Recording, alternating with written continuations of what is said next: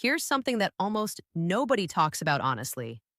When a younger woman is genuinely attracted to an older man, not just curious about him, not just flattered by his attention, but actually drawn to him in that deep, unexplainable way, she will almost immediately begin doing something that most men completely misread. And the misreading doesn't happen because the man isn't smart. It happens because he's looking at what she's doing instead of understanding what she's feeling.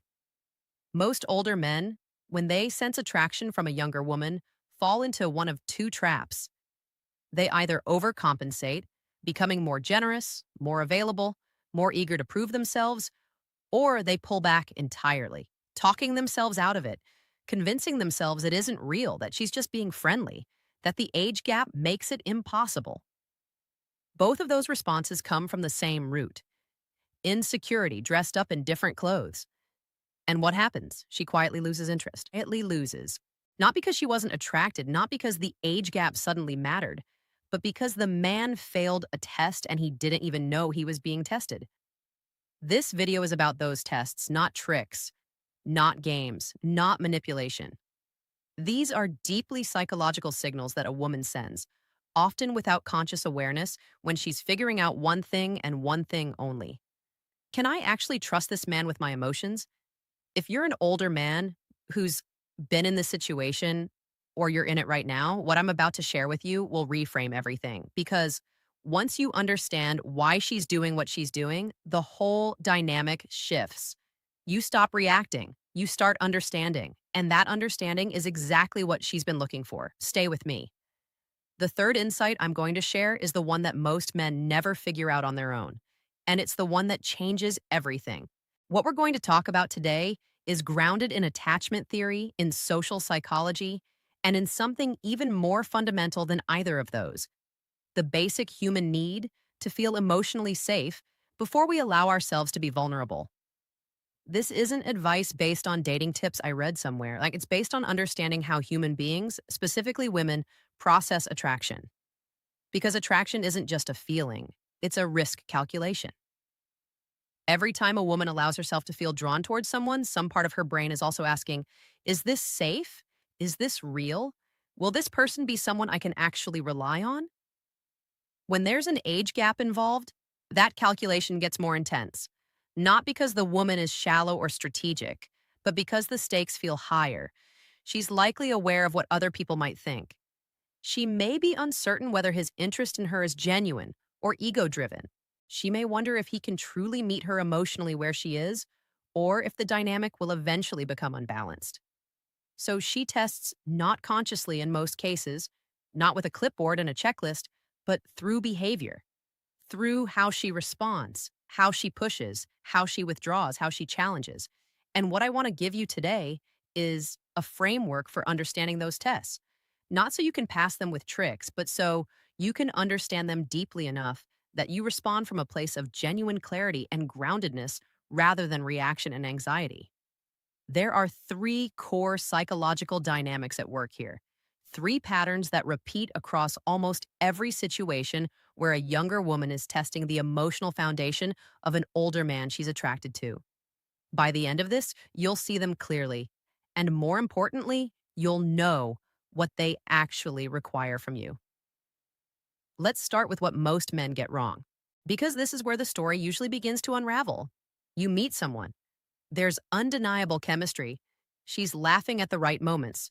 She's leaning in. She's asking questions about your life that feel more personal than casual conversation usually goes. You can feel something there. It's real. And then something shifts. She says something slightly dismissive, or she cancels plans at the last minute, or she brings up some guy she used to date casually in a way that doesn't quite feel casual, or she suddenly becomes harder to reach, cooler in her replies, less forthcoming than she was just days before. And you, being a reasonable, logical human being, try to figure out what happened. You review the last conversation in your head. You wonder if you said something wrong. Maybe you got too close too fast. Maybe she's just busy. Maybe she's losing interest. So, what do? Some men chase. They text more. They suggest plans, offer experiences, try to recreate the warmth that was there before. They become more available, more accommodating, more eager to fix whatever it is that seems to have broken. Others withdraw defensively. They match her energy by going cold themselves, operating from the belief that showing any vulnerability will make them look weak. They play a mirror game, pulling back to protect themselves. And in doing so, they confirm exactly what she was afraid of, that this man doesn't actually have the emotional depth she needs him to have. Here's what both of those responses have in common. They're both reactive, they're both driven by anxiety, and anxiety, no matter how well disguised, communicates one thing clearly: that your sense of self depends on how she's responding to you, that your emotional state is determined by her behavior. And that is precisely what she's testing for. Not cruelly, not deliberately in most cases. But she needs to know, is this man actually grounded, or does he become someone different the moment I stop making things easy for him? The surface level behavior, the texts, the plans, the reassurances, all of it bypasses the actual emotional truth she's trying to read. She doesn't want more effort. She wants to see who you are when effort doesn't seem to be working. That's the part most people miss entirely, and it costs them. Trigger 1, the stability test. Will he change who he is for my approval? The first test is the most common, and it's the one most men fail without realizing they're even in it. When a woman is attracted to an older man, one of her deepest fears, often one she hasn't even named consciously, is that the dynamic will eventually become about him needing her validation rather than a genuine mutual connection. She's afraid that the moment she stops being enthusiastic, the man she thought was secure will reveal himself to be someone who needs constant reassurance to feel okay. This fear comes from a real place, because it does happen a lot. An older man flattered by a younger woman's interest starts making decisions based on keeping that interest alive rather than being authentic. He softens opinions he would normally hold firmly. He becomes agreeable in moments where his natural self would have pushed back. He becomes endlessly accommodating, always available, adjusting himself to fit whatever shape he thinks she wants him to be. And she feels it. Women are remarkably attuned to this particular shift. They might not be able to articulate exactly what changed, but they feel a kind of hollowness in the dynamic, like they're suddenly talking to a performance rather than a person. Here's the psychological reality. Human beings, men and women, are most attracted to people who have a stable core identity. Not rigid, not closed off, but settled. People who have their own views, their own pace, their own internal world that doesn't rearrange itself based on whoever they're trying to impress. The stability test usually looks like this. She says something slightly provocative, or she withholds approval in a moment where approval would normally be expected, or she presents an opinion that contradicts yours, and she watches not necessarily with her eyes, but with her attention to see how you respond. Does he immediately agree with her? Does he become uncomfortable and try to restore good feeling as quickly as possible? Or does he remain calm, curious, maybe gently disagreeing, if he genuinely does, without any urgency to fix the emotional temperature of the room? The man who passes this test isn't the man who argues back to prove dominance. That's just insecurity with a different outfit. The man who passes this test is the one who stays himself, who doesn't need her agreement to remain comfortable in his own skin, who can sit in a moment of friction without scrambling to resolve it. What that communicates to her on a level below language is something profound. This man knows who he is, and he'll still know who he is tomorrow, whether I'm here or not. That is deeply, powerfully attractive to a woman who is genuinely considering opening herself emotionally to someone, because she's not just looking for connection. She's looking for something to hold on to. She needs to know the ground beneath her feet is solid. Practically, this means something simple but difficult to execute under pressure. When she pushes, you don't bend unnecessarily and you don't stiffen defensively. You stay present, you stay curious, you engage with what she's saying without losing your own center of gravity in the process. That's the first test. And while it shows up in countless different forms, it always comes back to the same question. Does his sense of self require my approval to survive? The answer needs to be no, not with arrogance, just with quiet, settled certainty. Trigger 2, the depth test. Is there more to him than what he shows? The second psychological pattern is subtler, and it shows up a little later in the dynamic, usually once there's already been some genuine connection established. This is what I call the depth test. and it comes from a different emotional place than the first one. By this point, she already knows she's attracted to him. She's not trying to determine if the attraction is real. She's trying to figure out whether what she sees is all there is, or whether this person has layers, emotional, intellectual, experiential, that she hasn't accessed yet. Here's the uncomfortable truth about attraction: novelty sustains it. Not novelty in the sense of constantly doing new things or trying to be impressive, but the sense that there is more to this person than what's already been revealed. That knowing them better reveals depth rather than diminishing mystery. A lot of older men, once they sense reciprocated interest, make a very understandable mistake. They start leading with their credentials, either literally talking about professional accomplishments or emotionally being overly forthcoming about feelings too early, as if to demonstrate that they're worth the investment, as if the way to secure her interest is to show her everything at once. What this actually does psychologically is the opposite of what was intended. When someone reveals everything quickly, it doesn't signal openness. It signals anxiety. It signals, I'm afraid you won't be interested unless I give you all the reasons to be immediately. Women read this, consciously or not, as a kind of neediness. And neediness collapses attraction the way a drop of dish soap collapses a soap bubble. Instantly, completely. The depth test usually looks like this. She will ask a question that seems simple on the surface about your past, about what you believe, about something you love or regret. And she'll watch not just what you say, but how you say it.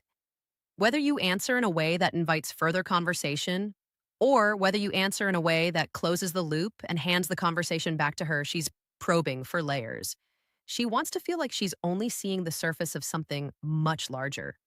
Like the conversation you're having right now is just the beginning of a much longer discovery.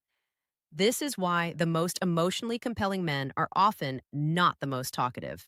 They're the ones who speak with intention, who share selectively, not because they're withholding strategically, but because they've had enough experience with conversation to know that the most interesting thing you can do is make the other person want to ask another question. There's a particular kind of answer that does this naturally. Instead of giving a complete, well packaged response, you give just enough to be interesting. And then you ask a question that shows genuine curiosity about her perspective, not as a technique, but because you're actually curious. The exchange becomes less like a presentation and more like an exploration. And that feeling, the feeling that discovering this person is an ongoing process, not a completed fact, is one of the most powerful things that sustains and deepens attraction. One more thing about the depth test: she's also testing for emotional range. Can this man talk about something that matters without deflecting into humor or analysis? Can he sit in a moment of genuine feeling without becoming uncomfortable or performative? Older men sometimes swing between two problematic extremes here. Either they suppress emotional expression entirely, having spent decades in environments that didn't reward vulnerability, or they over-explain their emotional life in a way that feels processed and clinical rather than naturally felt. What she's looking for is neither. She's looking for a man who can feel something in real time in front of her without making it a moment about him, who can acknowledge what's moving in a conversation without either shutting it down or turning it into a therapy session. That emotional range, that willingness to be present in feeling without losing composure, is one of the most quietly powerful things a man can demonstrate. And it communicates something she needs to know more than almost anything else. This man can hold space for me when I'm emotional because he's not afraid of emotion himself. Trigger 3, the security test. Will he make me feel like a woman, not a project? This is the third trigger, and I told you at the beginning that the third one is the most important. I meant it. Everything we've talked about so far, the stability, the depth, the groundedness, all of it feeds into this, but this one is the root. This is what the other two tests are really pointing toward. The security test is about how she feels in relation to him, not just how she feels about him. And there's a difference that is enormous. When a younger woman is attracted to an older man, one of the most delicate psychological dynamics at play is the risk of becoming a project, of being someone he wants to guide, teach, shape, or protect, rather than someone he genuinely sees. This is one of the most common unspoken fears in this kind of dynamic. And it's also one of the least discussed because most older men who fall into this pattern don't do it out of arrogance. They do it out of genuine care. They want to be useful. They want to contribute. They draw on their experience and wisdom because those are the things they have to offer. But here's what happens emotionally when a man consistently steps into the role of teacher or protector or guide. The woman begins to feel managed like an object of care rather than a subject of desire. And when a woman starts feeling managed, even if the management is gentle, even if it comes from a good place, she begins to lose the particular feeling that makes romantic attraction different from any other kind of appreciation. She can admire him, she can be grateful, she can respect him deeply. But something in the desire equation starts to dissolve because desire at its core requires a certain kind of tension. Not conflict, not drama, but the quiet tension of two people who are genuinely present to each other as complete, separate, interesting human beings. The kind of tension that exists when neither person feels fully solved by the other, when both people are still curious, when the dynamic still has room to breathe. The moment a man starts responding to her as a version of himself who needs upgrading, that tension collapses. She's no longer someone he's with. She's someone he's working on, and no one feels attractive when they're a project. The security test, then, is this: she will reveal a vulnerability, a doubt, a fear, a moment of uncertainty, a decision she's struggling with, and she will watch how he responds. Does he immediately offer a solution? Does he reframe her thinking, guide her toward a better perspective, teach her something from his experience? Or does he simply be there? Does he hear her without needing to fix her? Does he stay present without feeling the need to demonstrate that his years on this earth have given him the answer she's looking for? Most men, particularly older men, who are used to being capable and resourceful, fail this test, not because they're unkind, but because they've spent their lives being rewarded for solving problems. Their instinct, when someone shares a difficulty, is to reach for the toolkit. That impulse, that desire to be useful, is actually rooted in care. But she doesn't need the toolkit right now. She needs to feel met. She needs to feel that this man can sit with her in uncertainty without needing to resolve it immediately. That her emotional experience is enough of a reason to be present without an agenda for where the conversation should end up. This is where emotional maturity, actual emotional maturity, not the performance of it, becomes the most attractive thing an older man can possess. Not the ability to give advice, the ability to witness. And here's where the real depth of this test reveals itself. When a woman feels genuinely witnessed, not managed, not advised, not guided, but seen, something happens in her. A kind of settling, a quiet relaxation in the nervous system that isn't quite like anything else. Because being truly seen is one of the rarest experiences most people have. And when it happens, the emotional response is almost immediate and almost always profound. She doesn't just feel attracted to the man in that moment. She feels safe. And safety in this context isn't the opposite of excitement. It's the foundation of it. It's what allows desire to go deeper than the surface, what allows real intimacy to develop rather than just chemistry. The security test is also where the age gap dynamic either becomes an asset or a liability. And it all depends on how the man carries himself. If he uses his age as leverage, even subtly, even unconsciously, it becomes a liability. If he positions himself as wiser, more experienced, further along in understanding, he creates a hierarchy. And hierarchies might generate a certain kind of admiration, but they kill the sense of partnership that real intimacy requires.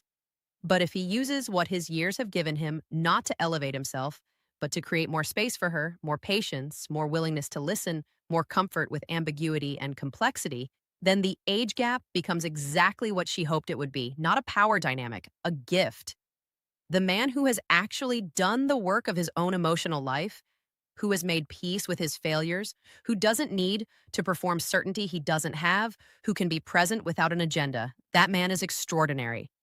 Not because he's older, but because he's real and she knows the difference. Let me bring all of this into the ground level for a moment, because concepts are useful.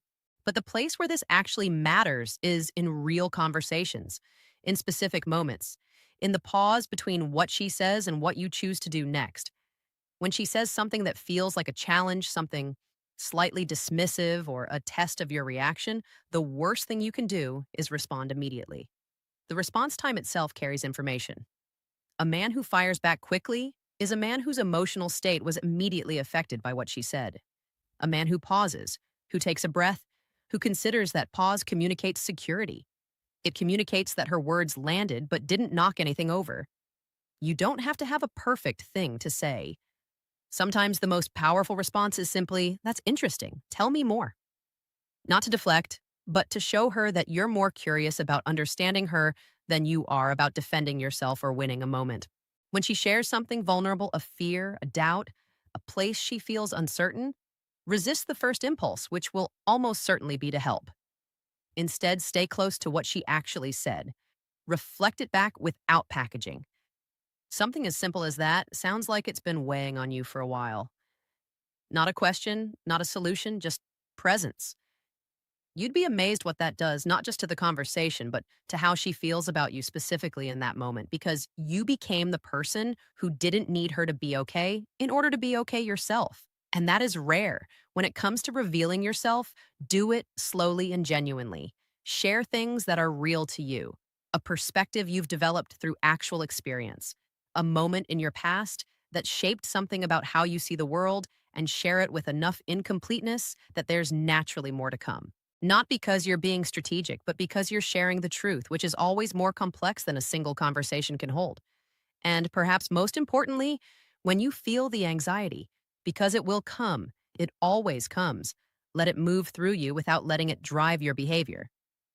The anxiety that says she might be losing interest, I need to do something. That anxiety, if you act on it, will cost you more than any mistake you could make from a grounded place. The grounded response isn't always the confident sounding one. Sometimes it's the quieter one, the one that says without words, "I'm here. I'm not going anywhere, and I don't need you to perform certainty for me any more than I'm performing it for you." That is the energy that attraction follows. Not performance, not strategy, just an honest, settled presence. If what you've heard in this video resonates with you, and not just as advice, but as something that names an experience you've actually had, I want to gently suggest something.